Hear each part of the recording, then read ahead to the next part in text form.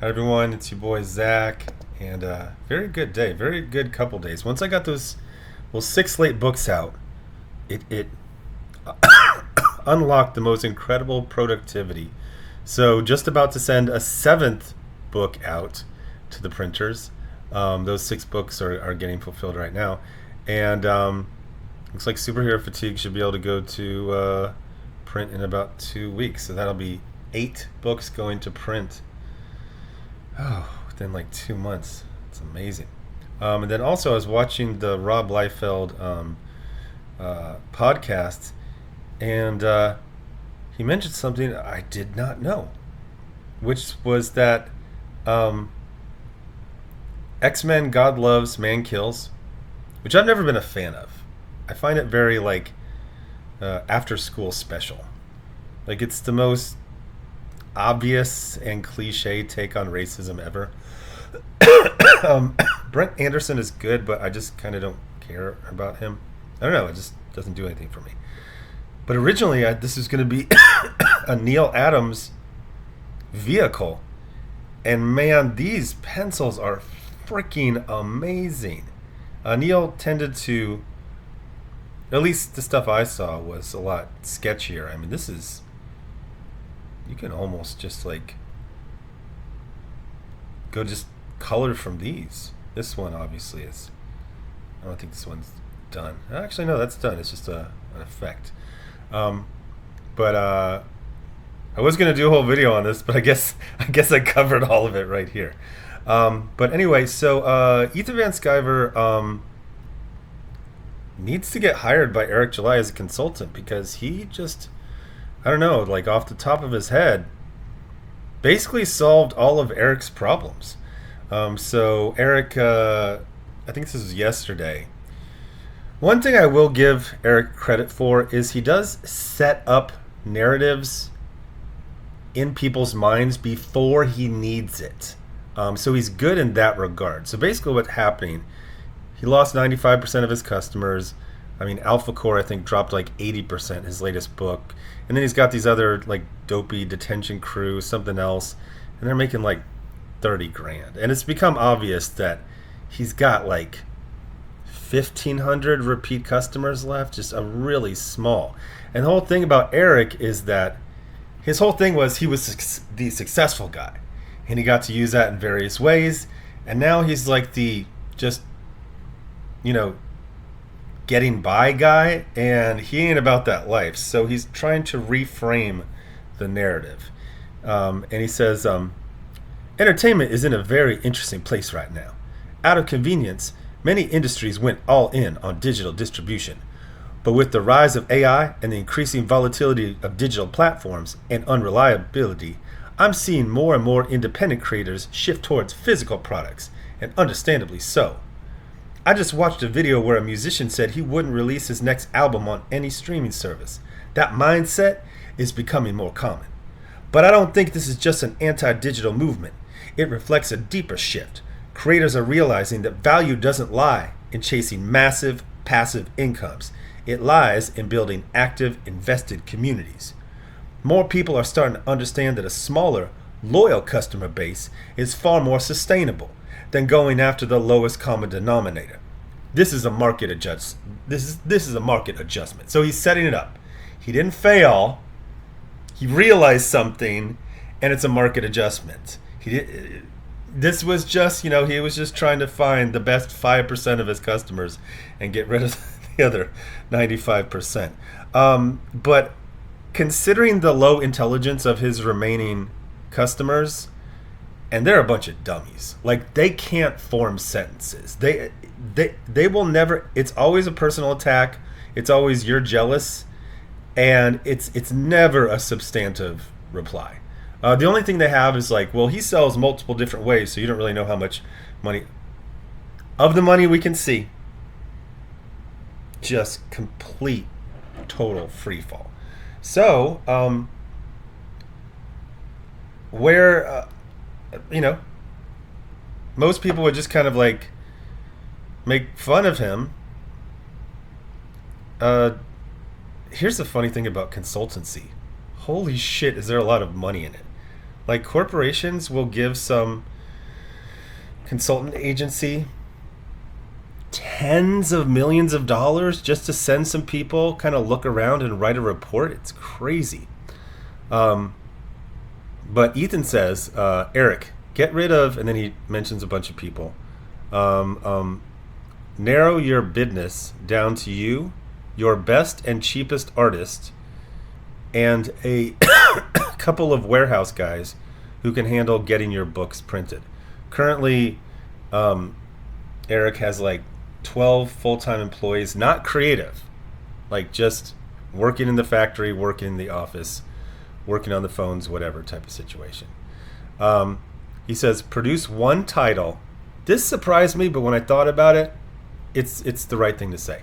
He says, produce one title written by you and drawn by whoever. It'll be a single book about all of your characters. 48 pages, twice annually. So I believe that's the Common America approach. I don't know the exact page count, but that's what I think it is. Somewhere around there, right? Maybe longer books, but they do 2 books a year. Very, very consistent sales. So he says 48 pages, twice annually. The reality is, none of your customers gave a fuck about any of those extra creators. They wanted to support you. Liquidate your stock, try to get rid of your warehouse, and sell your unnecessary assets. Pay off your debts.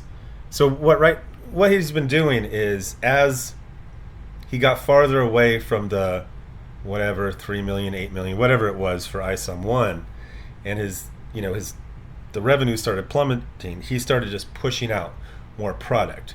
So it was just a very small audience, about 1,500 or less repeat customers just buying just whatever. He makes a kid's book about a glowing ball. Yeah, fuck it, whatever. To that extent, I think that is proof that this is 100%, like, nobody's reading these books. This is just, we like that you're fighting the wokies, whatever. So we're going to buy whatever you put out. The problem, as has been stated ad nauseum, ad infinitum, is that his books just kind of suck. However, I finished ISOM 1 and 2. I couldn't finish Alpha Core. Alpha Core is written by a much better writer, but he has to play in Eric's sandbox, which is only cool to Eric. Actually, the one thing that Eric does that I like is he has, like, I don't know why Flores Park sounds like a real city to me, especially when it's like one word. It's so odd. Like, everything named by Eric was clearly named by Eric, but then Flores Park is the most generic, like, amalgamation of, like, Dallas and Fort Worth. Like, it's just nothing. There's no, it's not interesting. I know he's got this, like, Texas seceded from the, that's not interesting to anybody. So he says, focus on making one, wait, I emphasized the wrong word. Focus on making one great comic, as great as you can, anyhow. Ooh. that was a little rabbit punch right there. Ouch, that one hurt me. I'm catching strays. As great as you can, anyhow. Continue trying to sell media rights to ISOM and Yaira and Alpha Core. Try building from nothing to something while learning the craft of comics. Otherwise, your time in comics is done. Thanks for playing #Comicsgate. And I believe he clarified, some people asked him questions. This guy said, would it be possible for someone like Eric to make a small comic every month? Oh, fuck no. Or is the 48-page comic less risky due to inventory? Ethan says, I think he'd be better off making them event releases, but even as I type that, I feel the fatigue his customers must feel. Like, if you go, like, to the Rippaverse Reddit, it's just dead. It's just fucking dead. Like, there's no, if you type Rippaverse in, like, the search for Twitter, it's people saying Rippaverse sucks, and then the other side saying, you're jealous, cope, and then the other side says cope. But there's no, like, discussion of the characters. Nobody gives a fuck about anything. To his credit, although it's more of like an outsider art type of thing, outsider art is, they used to do this a lot in the 80s. They would find some, like, schizophrenic, like, ex-con who was like had Down syndrome, and then they would have him scribble, and then they would sell it for like tens of thousands and millions. And it's like, oh, he sees the world differently. It's like, well, you know, I don't need to make a joke about the eye shape of Down syndrome people. But it was. I liked the first two books because they were so fucking wonky and weird. It was just an arrogant, obnoxious guy writing his version of a superhero who was an even more arrogant and even more obnoxious. Correct me if I'm wrong. There's a scene in one of them where the guys, the villain's talking shit to Isom. I was gonna say Eric Isom, whatever. Where he's like, "Man, you used to run track so good. What happened to you, man?" No human cares about track when they are in their 30s, except for Eric. Like, he talks about it all the time. Clearly, it's an interest. So, I would not have thought about this. It's like, hey, your books suck. What if they sucked together?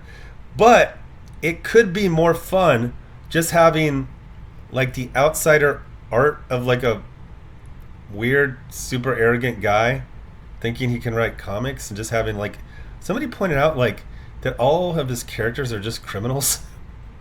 Even when they're heroes, they're still criminals. Even when they're heroes, their motivations are all, like, selfish and egotistical. It reminds me of that, what was that? God, what's DC fucking characters? Oh, I actually thought of the name by making fun of how DC names characters. It's like, oh, it's this dead guy. He was probably called, like, Dead Man. His name was Dead Man. So Neil Adams did a mini series called Dead Man, but it was literally Dead Man and anyone that Neil Adams felt like drawing. And everyone was just, it made me think about, I think superheroes would be just, they'd just be jittery, and they have so much power, and they wouldn't have normal conversations like, we gotta go over there, and it would just be like super intense. And that's what all of his characters were. They were just yelling everything and just flexing all their muscles. It was fun. So I never would have thought about this, like, oh, put all of his crappy characters together. That would be way better than having them apart. So yeah, this plan, I wouldn't change a thing. Although, correct me if I'm wrong, does he say one book and then two books? One book. Wait. 48 pages twice annually. Oh, is he saying it's like the same title? So you can call it whatever, RIPPAVERSE Heroes.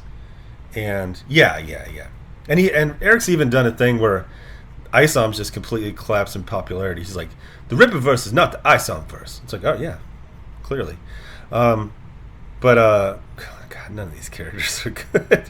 But yeah, just having like a super arrogant, like, e-celeb write about a bunch of heroes who are all assholes and criminals, just kind of careening off of each other with some good art, not that generic ass DC fill-in guy that he has drawing Isom.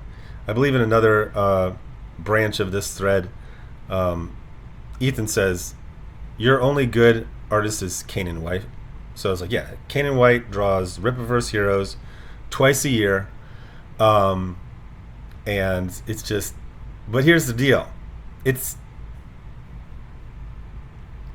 He built his success on being successful. He cannot transition to not being successful.